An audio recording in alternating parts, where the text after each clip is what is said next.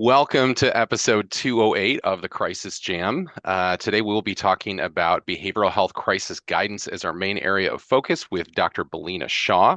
Dr. Shaw is here to share the new behavioral health crisis guidelines that have been published by SAMHSA recently, and that will be followed with a roundtable discussion afterwards, which we're very much looking forward to.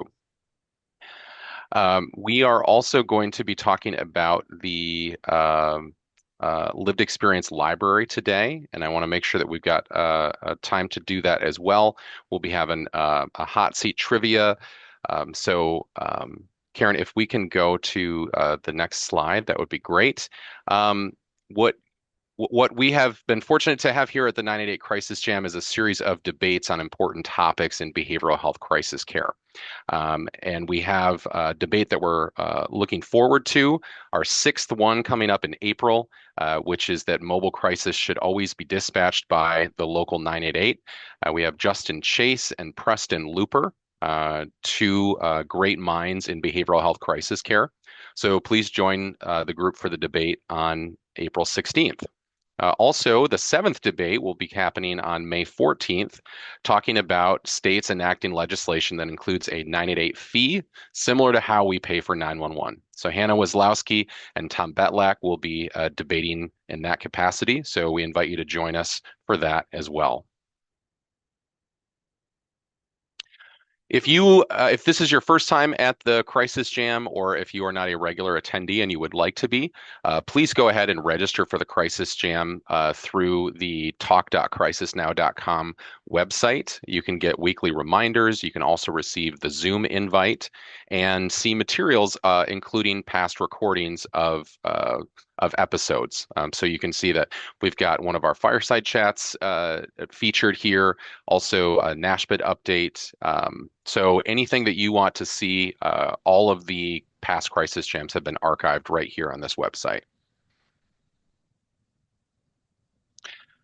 The Crisis Jam has been fortunate to have over 500 unique speakers over the course of over 200 episodes.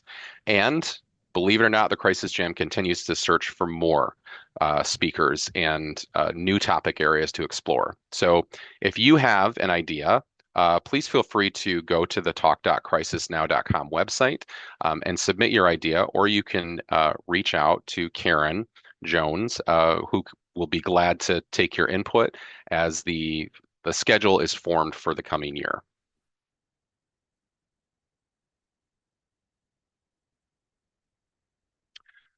There's a few crisis articles that we wanted to draw your attention to, and Karen will be sharing those in the chat. The first is about a bipartisan Early Minds Act that aims to tackle youth mental health crisis. So this is focusing on using part of set-aside dollars to support this initiative. And you can find that right over in the chat bar in the Zoom platform. So that's the first article we wanted to draw your attention to. And then there's a second one about a small increase in peer support services after the launch of 988 Crisis and Suicide Line. So check that out as well. You can also see that in the chat to stay up to date on the latest news happening in our industry.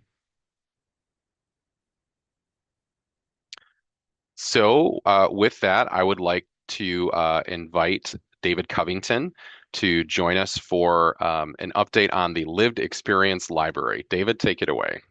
Thank you so much, Travis. And I'd like to welcome Dr. Thomas Joyner. We've been going back and reviewing the powerful books that have chronicled lived experience. Thomas, we included Why People Die by Suicide. It's been 20 years. How has your thinking about the interpersonal model of suicide, my friend, how has that evolved over these last 2 decades? Yeah, thank you. Great to be here and great to see everybody. Yeah, I'm proud to say that a lot of my thoughts have remained, kind of similar. I haven't changed my mind greatly. I have elaborated on it. For those of you who haven't seen the book, it is relevant to lived experience in the sense that I talk about my dad's death by suicide in some detail. In fact, that's the entire opening chapter. But I use that as an entree to introduce a new model of suicidal behavior. And in a nutshell, it's a four-factor model. The idea is if you feel like you're a burden, you feel like you don't belong, you feel hopeless about those things ever changing, and then you have the ability to die by suicide, which is no easy thing at all. On the contrary, well, then that's the recipe, so to speak, for a catastrophe. And I've had some details that I would change a little bit here and there. For example, David, in the book, I call that capacity variable acquired capability, and that's become a kind of a term of art in the literature. But I should not have used that term because it's partly genetic, that quality. Yeah. And so that would be a nuance that I would go back and change if I could. There are a couple things like that. But other than those kinds of things, the model and the ideas have really stood the test of time, in my view. It's something I'm pleased to report.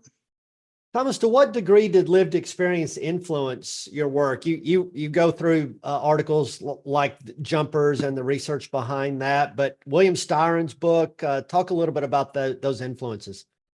Well, a lot of it is not influenced by those things. A lot of it is basic psychological science. And that's one test that I think has to be passed, is does it hold muster with regard to basic psychological science? But it's not the only test.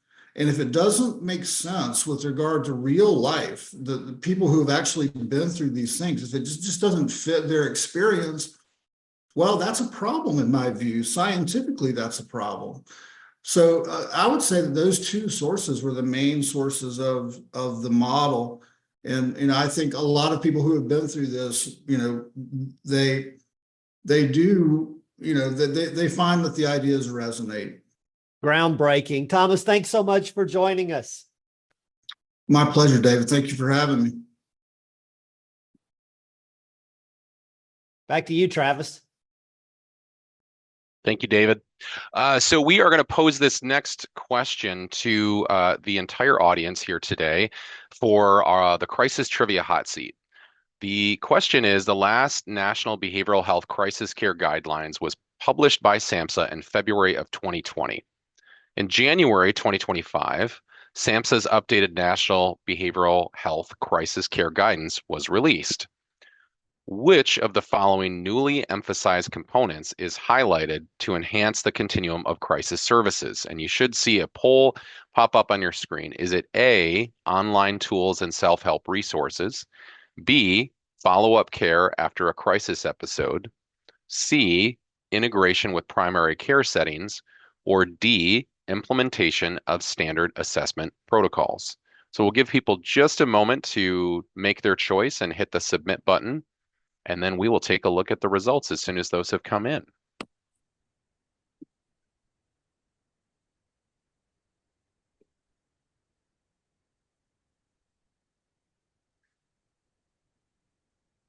I'm curious if anybody has phoned a friend or perhaps asked for the elimination to cut these options in half, as were the options in Who Wants to Be a Millionaire. But why don't we go ahead and close the poll and we'll find out what our answers were. So 62% of the audience said that follow-up care after a crisis episode was the correct answer. 19% said integration with primary care settings. 12% said implementation of standard assessment protocols. And 7% said online tools and self-help resources. Well, how did we do? What was the answer? The answer is B. So congratulations to all of you who answered correctly. Follow-up care after a crisis episode. There's significant emphasis placed on the document. We are so fortunate here today to be able to talk about this document with someone who was instrumental in its development and publication. And so I want to turn it over now to Dr. Billina Shaw, Senior Medical Advisor at the Center for Mental Health Services within SAMHSA. Billina, welcome. It's a pleasure to have you here today. Thank you. Thanks, Travis. I'm so excited to be on the jam. I'm not at all competitive, but I do hope that I can continue to be like the highest viewed jam of the highest viewed jam episodes. That's like my career highlight at this point, is being the top of them. So no pressure, guys, but share the video later. But just excited to be here. And I'm also excited to see that 62% of folks got the question right, knowing that there was a recent release of the documents. When we talk about this crisis care guidance, you can go to the next slide. There are three main documents that we want to talk about that were released simultaneously in mid-January. So those include model definitions, and we have longer governmentese names to them, but very intentional in the names that we did name them. But the model definitions for what these services are. The 2025 national guidelines, a shift from the 2020 guidelines in that they more describe a framework as opposed to a specific set of services. But we do know that the services that were defined and described in the 2020 work are still essential and important in creating a strong communities crisis continuum. And then third, the mobile crisis team implementation toolkit. And that is focused on taking the framework and really creating a set of guides. And we know and that 988 has been a catalyst for change. And we know that this set of documents will be helping to continue to catapult us as a country into the place that we need to be. Next slide. So why did we do this? So the 2020 guidelines were developed in a different period. They were developed in a period before the launch of 988 or the transition of the National Suicide Prevention Lifeline to 988. And we know that every community is different in many ways, on whether or not that's their state and local laws or regulations, their infrastructure and resources, what that community is actually like, the composition of the community, what payers are, what their Medicaid plan is like, what other payer sources might be available. What's the strength of their workforce? I mean, we know their workforce shortage is everywhere, but some places have more of a challenge in that space. And then also the partner desires as well.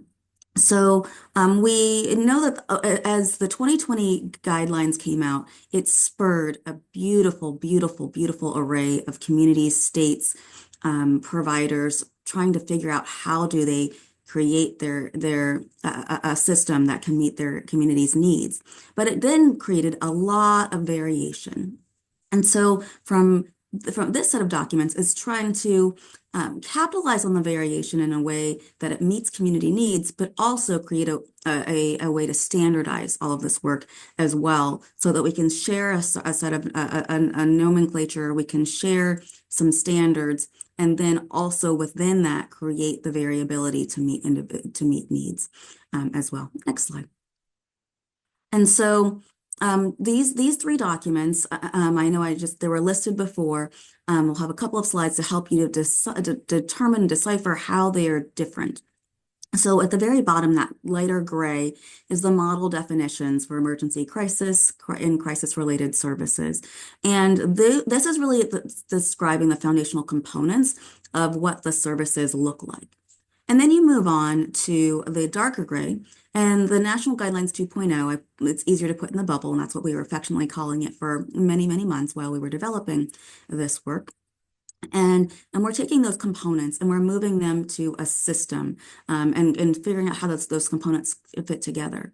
But we also know that these components and in the system, we have to figure out what's the how, and how do we actually get these services on the ground in a way that we can create that standardization with creating a guide that describes really boots on the ground how to make this happen. And that's what we call toolkits.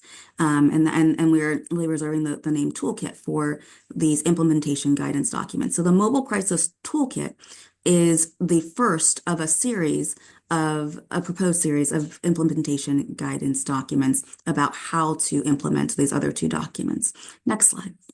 So just to have another infographic about how these fit together, the model definitions basically define what the puzzle pieces look like, what's that shape, how, and then the second set there, the second picture set says that the National Guidelines 2.0, which has a longer name, is really figuring out how do those puzzle pieces fit together. And I love also that picture has hands because the puzzle pieces just don't put themselves together. That's all done by people in a very intentional way. Sometimes things sort of slide together by accident, but at the end of the day, the glue is because of the people like you guys on the call that are the feet and legs of this work. Next slide. So how did we get here?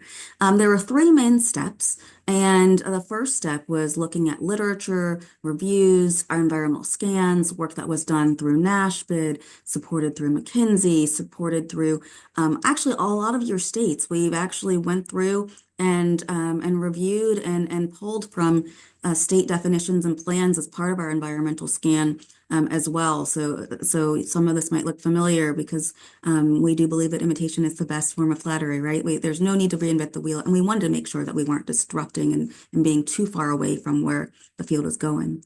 And then we convened a bunch of subject matter experts. We had virtual convenings, hybrid convenings, in-person convenings. And we also had these subject matter experts reviewing drafts. And then we opened up these documents for public comment. On a prior jam, I was in the SAMHSA update section saying, remember that those documents are out for you to review. And we took that feedback. And I am yet a part of a SAMHSA team that helps to really distill all of that information down. Dr. John Palmieri is out on leave today. Dr. Jill Mace, soon to be Dr. Jill Mace, is also on leave as well. But there are also many other people across SAMHSA that helped us distill this down with the support of the 998 Crisis Training and Technical Assistance Center. Next slide, please. Just to say a sampling of who was in the room between payers, providers, people with lived experience, government leaders, a lot of SAMHSA, CMS, professional organizations, some of just a sampling of colorful pictures of folks that were there. We wanted to make sure that we had a wide array of voices and framing and angles to get us where we were. Next slide.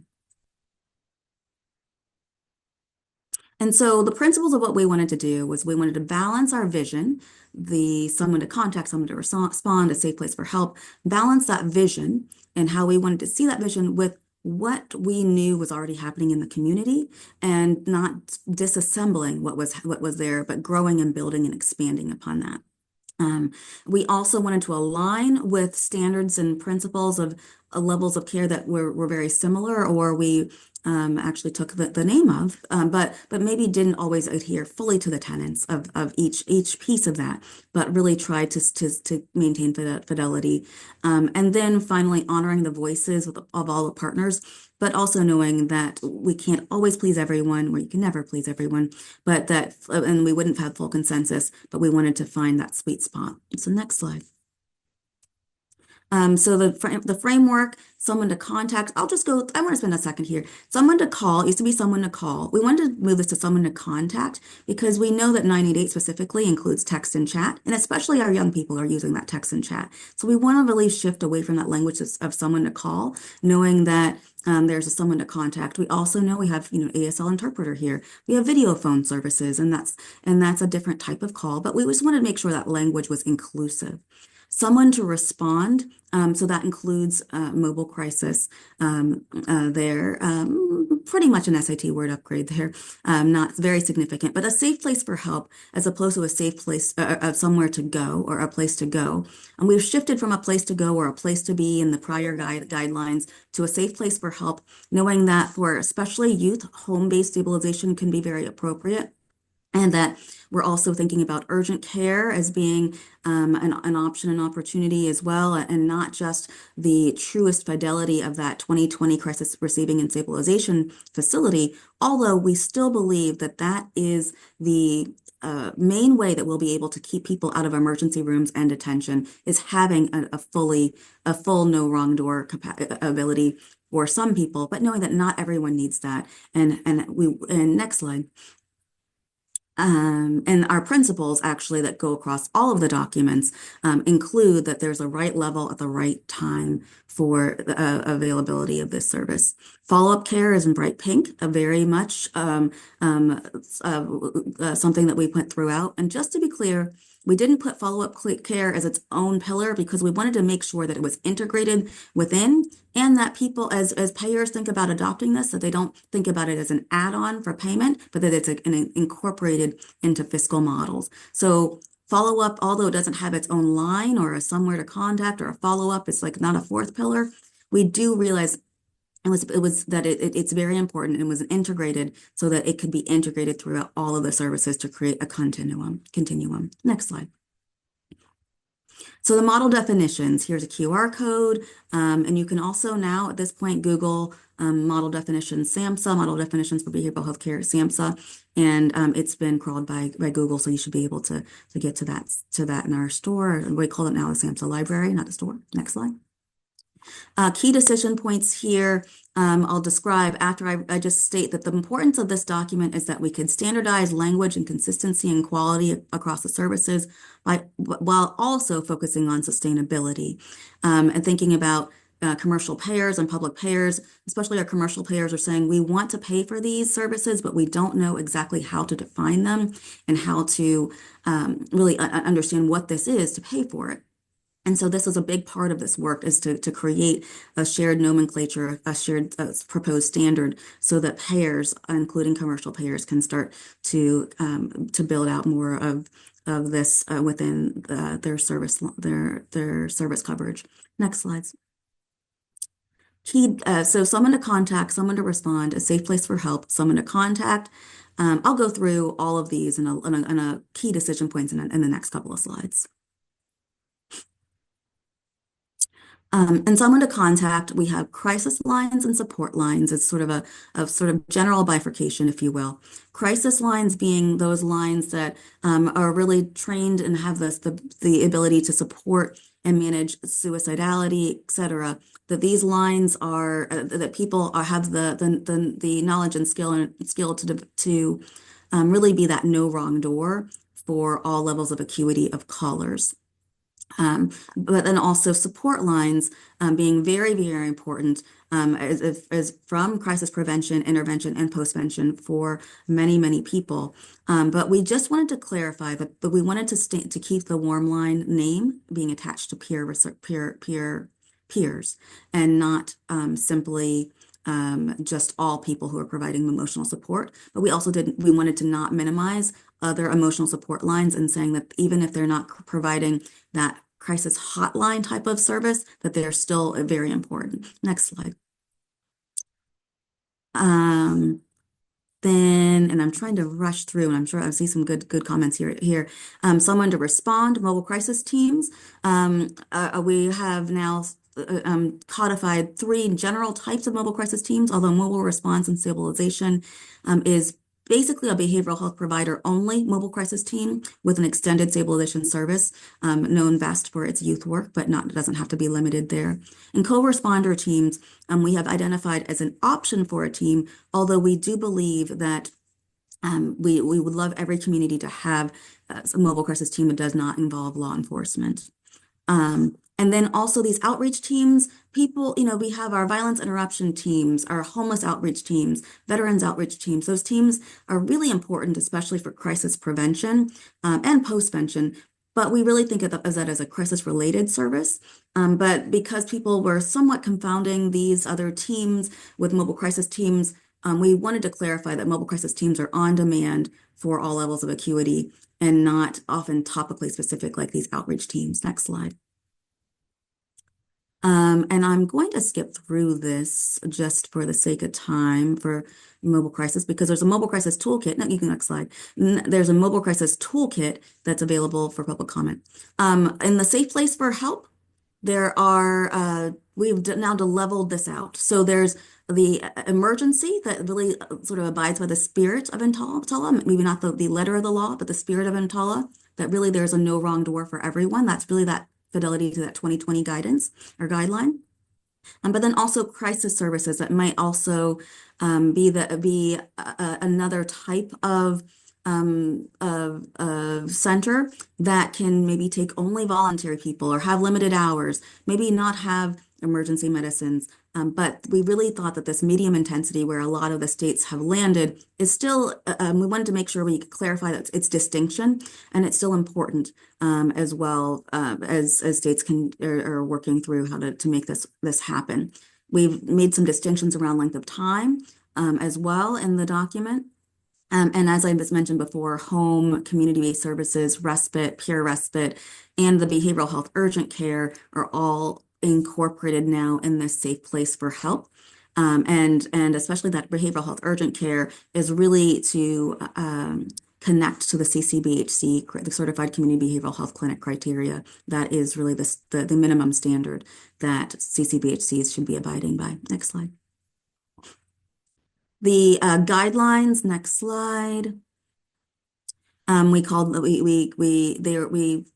them by name the National Guidelines for a Behavioral Health Coordinated System of Crisis Care, but we've affectionately called them National Guidelines 2.0. And this flexible framework, we really developed out some key concepts there in the second half of the document. Next slide. And so from thinking about who is overseeing this, really leaning into the accountable entity of the roadmap to the ideal crisis system, who is responsible, who's making sure that this is a systematic approach, and what's the policy considerations, who has responsibility and accountability for outcomes that should be shared, but we really want to make sure that there's leadership. How do we make sure the community knows and is engaged in all stages from conception to evaluation and with implementation between of engaging in this process and knowing about what the services are, that we have services that are available for everyone and that everyone's getting the same types of outcomes. And we're checking that data. We're using technology responsibly. And we're thinking about how do we make sure this is sustainable and we have the appropriate workforce. Next slide. So I want to move into and remind everyone, if you were not aware, that the Mobile Crisis Toolkit is available for public comment for about 9 days there. So please, we're looking to hear from you. This is very important, and this is an important part of the process. The other two this was really dependent on the other two documents, so we couldn't release them simultaneously as the others were being finalized. Next slide. But I gave you more time for public comment. This is really thinking about how to support the existing and expanding mobile crisis teams with really granular flow charts, links, examples, job descriptions, really a how-to guide. Next slide. There's over 300 pages and 13 chapters. If you want to give us feedback that's too long, that's okay too. It is a lot, but here's a little preview of the chapters, and you can look at it more on your own time. Next slide. I have a shameless plug. I've said about 5 times it's open for public comment. If you haven't gotten the fact that we really want to hear from you, hope you really get that now. Next slide.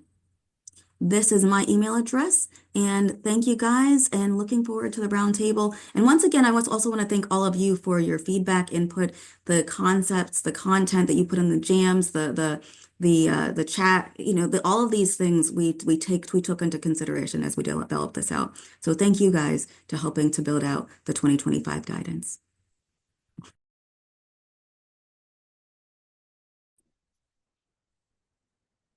You're muted, Travis. Thank you, Dr. Shaw, for first of all being perceptive about my mute, and but also for your guidance and oversight of these new guidelines.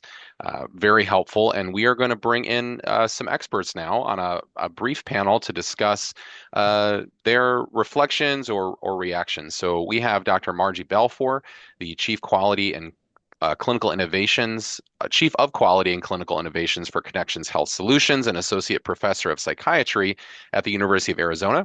We have Megan Gilmore, Vice President of Government Affairs for the Association of Behavioral Health and Wellness, and Dr. Brian Hepburn, Executive Director of the National Association of State Mental Health Program Directors. Megan, let's start with you. What are some of your reflections or thoughts about the guidelines? Sure. Yeah, I think this was a welcomed opportunity. And as I think Billina outlined well, that it had started a couple of years ago. And then, the result was this really collaborative process where there were in-person, virtual, large group and small group discussions. And I think it was well attended by a really diverse group of perspectives and stakeholders in this space. And for my organization representing payers both in the public and private sector, it was really a welcomed opportunity to be able to hear some of the things that are going on in communities and states, but also provide some input and I think enlighten some folks too around some of the challenges that payers may be having and how we can come together at the table and really work together on that. Margie, your thoughts? Yeah, I mean, I think this was, just to echo what Megan said, a really great process. I mean, there were so many different voices at the table, and SAMHSA did a great job of then trying to make sense of all of that because, everyone had something to say.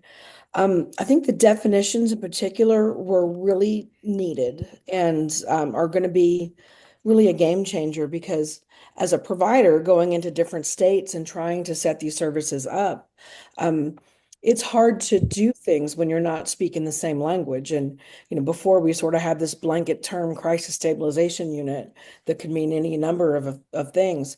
And so to be able to have these definitions so that you can plan what types of services and then have the expectations of the community be aligned with what, the service actually is. And also I think, excuse me, I'm recovering from a cold, but it especially with the facilities where we made that distinction between emergency and crisis, that lays the foundation, I think, for us to advocate more for parity because everyone knows emergencies are covered, but what is crisis? It's some mysterious thing. And so by really defining like this most intensive level of care that really does take everyone and takes responsibility, even if the person's at the quote wrong place, to get that person to where they need, just like emergency rooms do, like your different levels of trauma centers do. I think that helps us articulate that these are emergency services that need to be covered just like physical emergencies. And then the overarching, the part of the guidelines that really talks about the system, I think is super helpful too, because we get lost in the weeds sometimes of just talking about services. But the guidelines really building off of what the roadmap report had done a few years previously was to really talk about, well, how do you organize that? And how do you have oversight and system level quality improvement so that you're looking at the function of the whole system? Thank you, Margie. Brian, we'd love to hear your thoughts. Thank you, Travis. And I want to put in a plug for Travis. Anybody around Grand Rapids, go hear Travis play. He's very good. So, but let me go back to the national guidelines and say that I really appreciate, NASHBID really appreciates all the work that Billina and the 988 team have done. And I think it's really impressive the way they've included so many organizations, individuals, and tried to capture not only what is working out there, but also addresses some of the things that weren't working, coming up with an improvement on the 2020 national guidelines. We know that the 2020 national guidelines were very effective in terms of helping pull the crisis services in a direction of moving towards best practices. It's It was done with leadership from SAMHSA, and again, the 2025 is also with leadership from SAMHSA. SAMHSA's consistent involvement and leadership has been pivotal in shaping the landscape of behavioral health crisis care. While all states are prioritizing crisis services, all states and territories, and it has bipartisan support, their approaches and where they started are different. The fact that these national guidelines can be used regardless of where you're starting in your state is so helpful. And the goal of each state is to improve the amount of work that needs to be done to get to that best practice depends on your starting point, which varies from each state.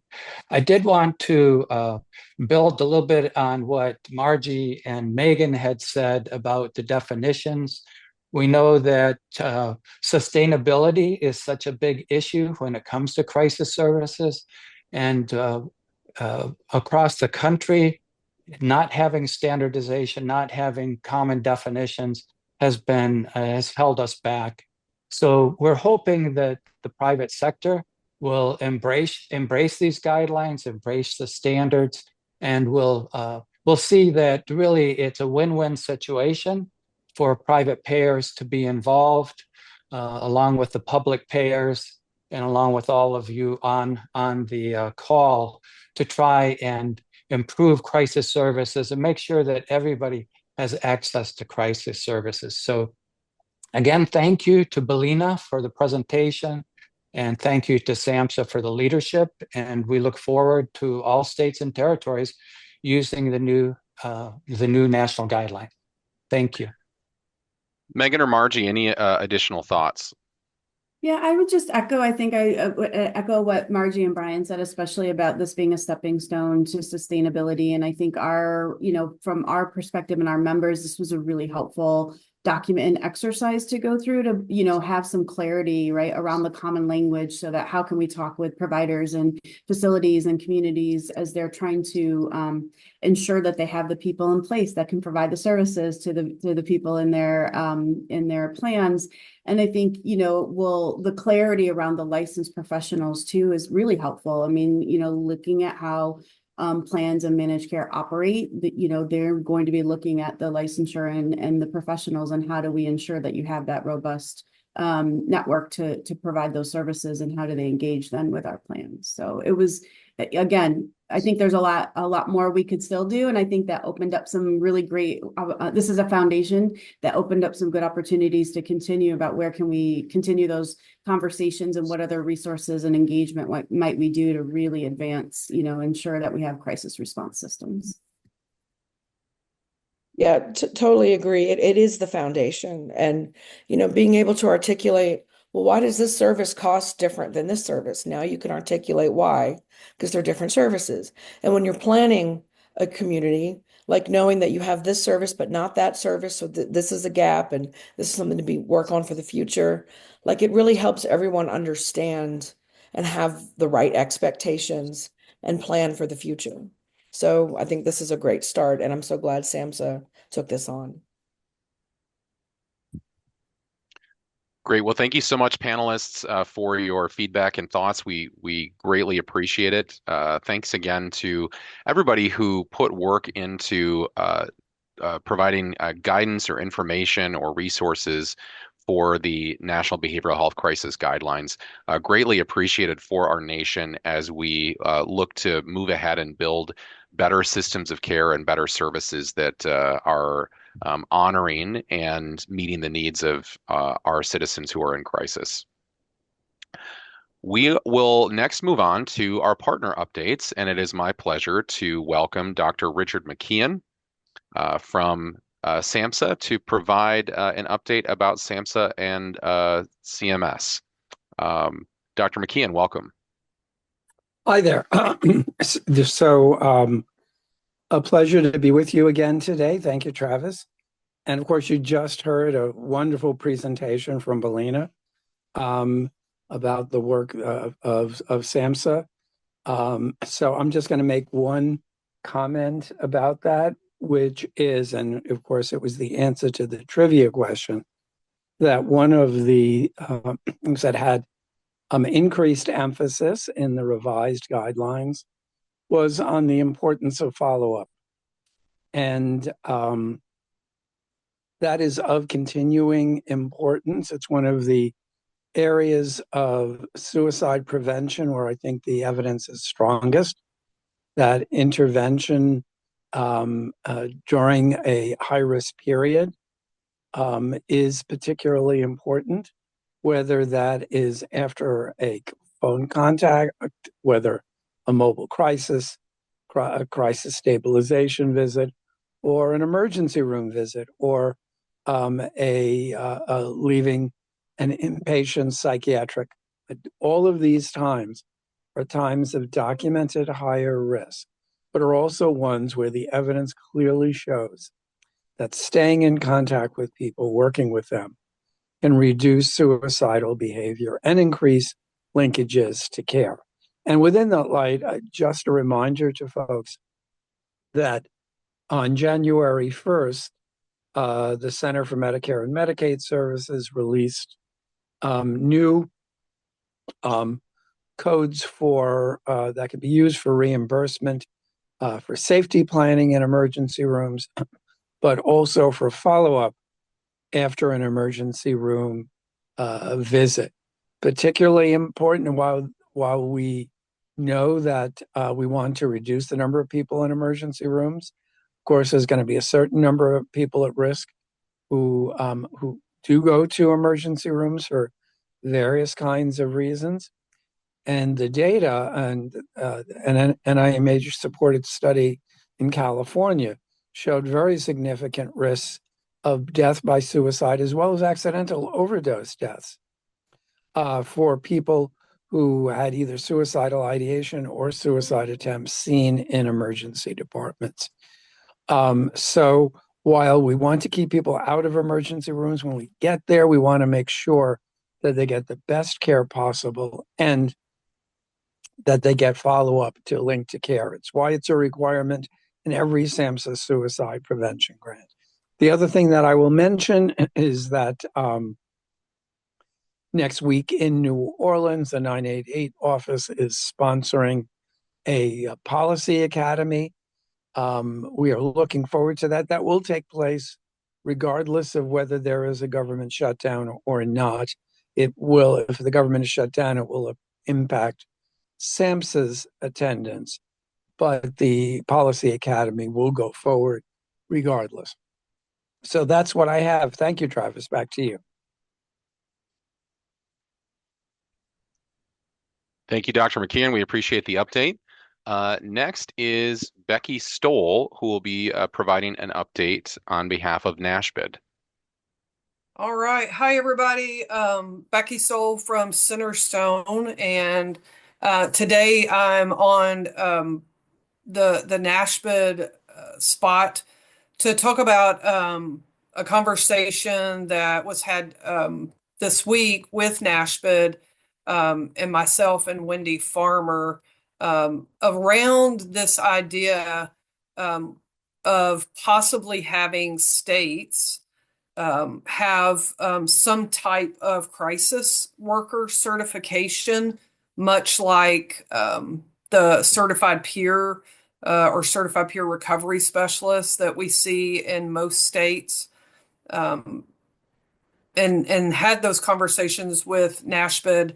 And there's going to be a discussion on the NASHBID call with all of the state mental health commissioners and directors in April to address this as an idea or a notion about potentially having some type of crisis worker certification at the state level, and then also provide opportunity, and that maybe some of you on this call, for states that have undertaken that.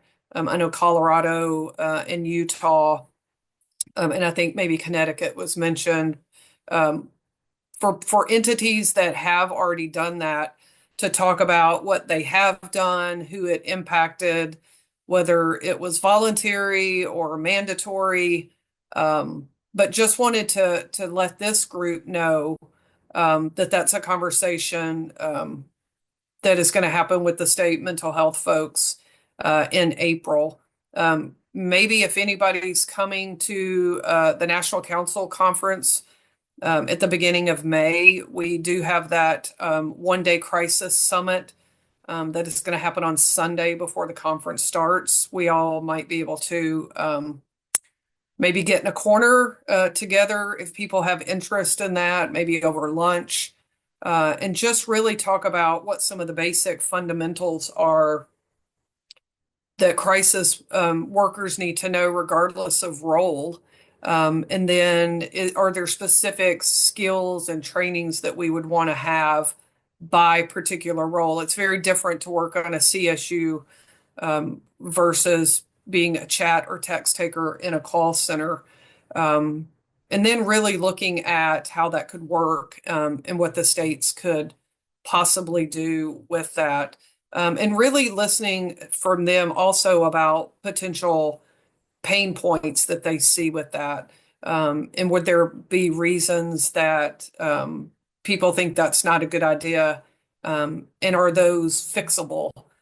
So just wanted to give everybody a heads up. Thank you, Brian, for giving me this 5-minute NASHPA spot to talk about the potential to have this conversation with the state folks. Sorry, I'm sure everybody's just went off at quarter till, right? We all have meetings in 15 minutes.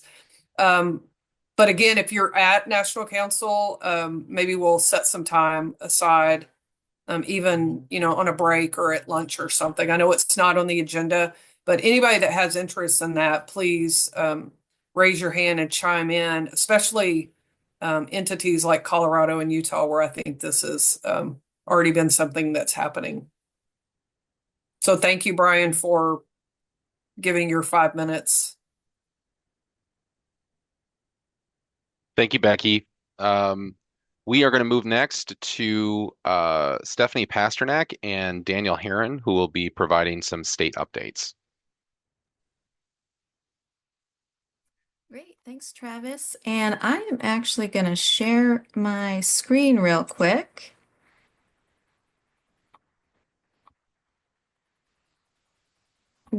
Sorry, just give me 1 second here. Hopefully everyone is seeing the Reimagine Crisis website. Just wanted to pull this up because if you've visited our state legislation tracking map site recently, you may have noticed we've got a few updates to the structure. And mainly I'll pull up the map itself. So we have decided to do some kind of simplifications, make things a little bit clearer. We actually did away with the categories that indicated if a state had enacted a partial version or a comprehensive version of the 988 model bill that is available and as a great tool for states.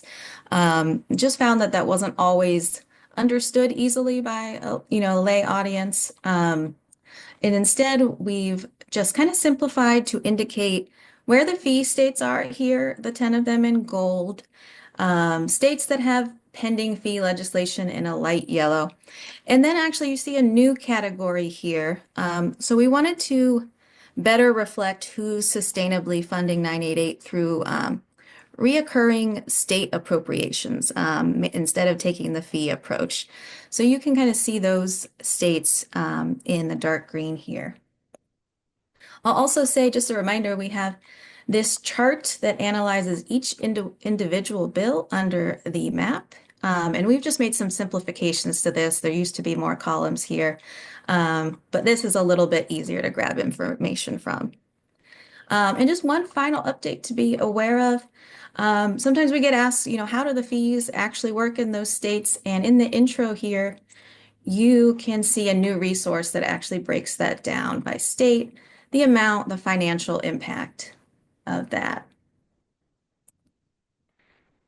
And with that, I'm actually going to just move into a few actual legislative updates from this session. And I'm going to start with Texas. So you see Texas in yellow there. They are actually working on possibly a few different 988 funding approaches this session. They have a fee bill, but I just wanted to note that advocates are also looking at other avenues, including a potential $28 million budget rider, and possibly introducing a vehicle plate license plate bill that could raise revenue for 988. Some other fee efforts that I want to recap for you.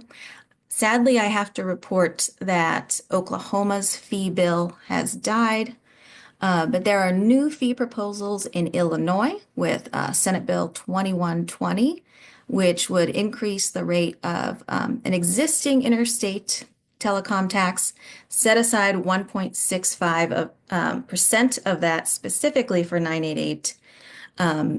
And also in New Jersey, Governor Murphy has recently introduced a 40-cent 988 fee in his budget. And with that, I'll turn things over to Daniel at Vibrant for a few more updates. Great, thanks, Steph. And just a couple more legislative updates here. Wanted to share about North Dakota. They initially had SB 2200, which was a trust fund and would have set the telecom fee at 30 cents per month. However, in committee, the fee was stripped from the bill and instead replaced with a $500,000 appropriation. That bill did pass the Senate on February 13th and is now in the opposite chamber in the House and the Human Services Committee. Advocates on the ground were also looking for a more sustainable funding method, and there was an idea to use a portion of the tobacco tax revenues. So a bill was drafted, Senate Bill 2281, that would have distributed half of the funds from the tobacco tax to go to the 988 crisis hotline centers. That bill did have a committee hearing yesterday, but it received a do not pass recommendation after the public hearing and the testimony that was given. With that said, the Senate bill, the 2200, that was the fee bill, does still include the $500,000 appropriation, and that one has been moving forward. I also want to highlight a few student ID card bills. We've talked about these in the past, but there are, bills that try to put the information about 988 and other crisis services and local resources on the back of student ID cards. I wanted to highlight that Missouri House Bill 1529 introduced a new bill on February 27th that would add 988 and local law enforcement's non-emergency contact information on student ID cards for grades 7 to 12. And that, if it was passed, would begin on July 1st of 2025, so this summer. And then finally, just in Illinois, there's HB 3000, which Illinois in the past has added student ID cards or 988 on student ID cards, but this bill would actually expand that so that ID cards of school employees, administration and teachers and such for grades 6 and 12, it would also be included in their contact information. So it's really really about getting awareness out and making 988 more available to everyone in the school systems.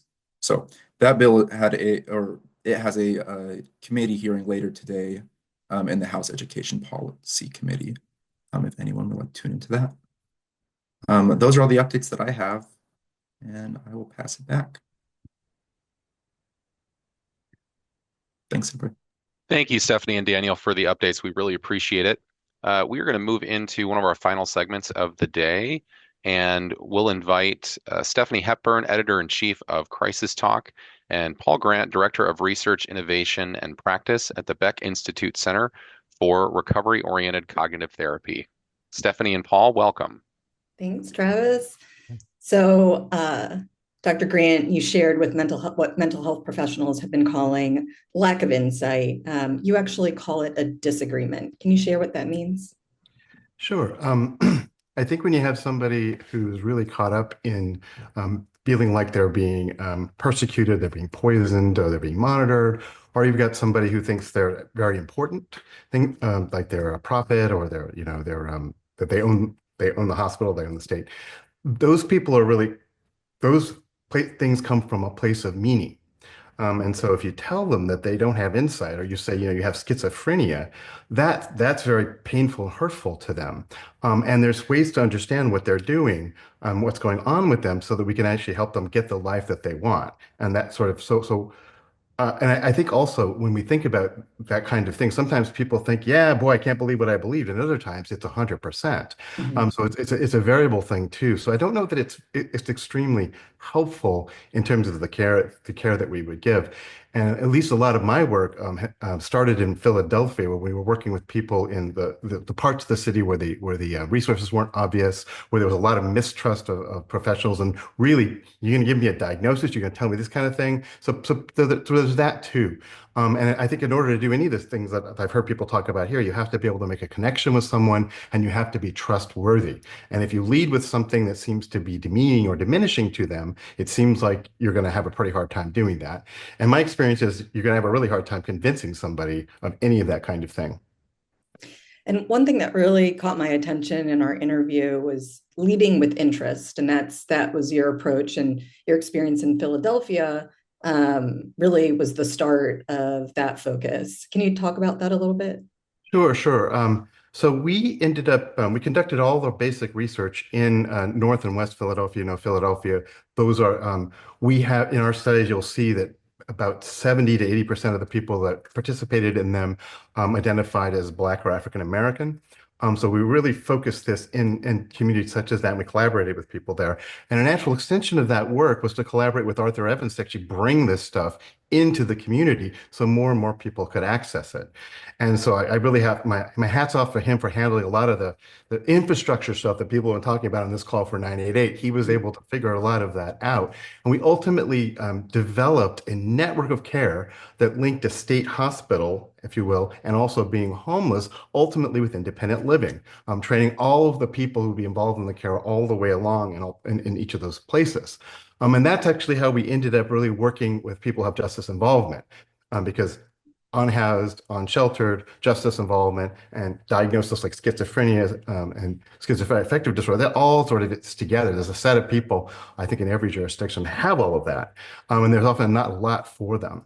And so we really recognized that if we were going to be trustworthy, if the people we were training are going to be trustworthy, we've got to be able to get to the person's best self. We've got to be able to, essentially really collaborate with them in a genuine way. And what we found is that that's often through people's interests is how we can get started, or their passions. And actually for a lot of people who are given these diagnoses, they are completely cut off from helping other people. And so as a care provider, if they can help you in just some little way, and it really doesn't have to be personal, it doesn't have to violate any sort of codes or anything, they might really like that. And it's something as simple as, I grew up in the 60s in Philadelphia, and there's this really cool music. I didn't. What should I be listening to? The next time with the team we come back, I say, I listened to that. I've got it right here for you. And then you're showing that you care about their perspective, that they matter in a way that they often feel like they don't. So that's sort of and then the other thing is that it's kind of like what Arthur has always said. How do you help people get the life they want? How do you help people find hope? How do you help them find purpose? All the social determinants of wellness. And so we designed what we do as a practical way for teams and individual providers and hospitals and residences to be able to do that. Be able to meet the person where they are, sort of start helping sort of operational that stuff. Thank you so much for joining me, Dr. Grant. And I'll pass it back to you, Travis. Thank you, Stephanie. Thank you, Dr. Grant. As we wrap up today, we're excited to show you what is coming up ahead. So next week, the Crisis Jam will be live and on location at the Huntsman Mental Health Institute. So make sure to join us there. Here's some good renderings and photos from the center, which is located in Utah. and we can't wait to have you back. So I don't know that we have any other announcements, but we're so glad that you were able to join the 988 Crisis Jam today. We hope you enjoy the rest of your week, and we will see you next week.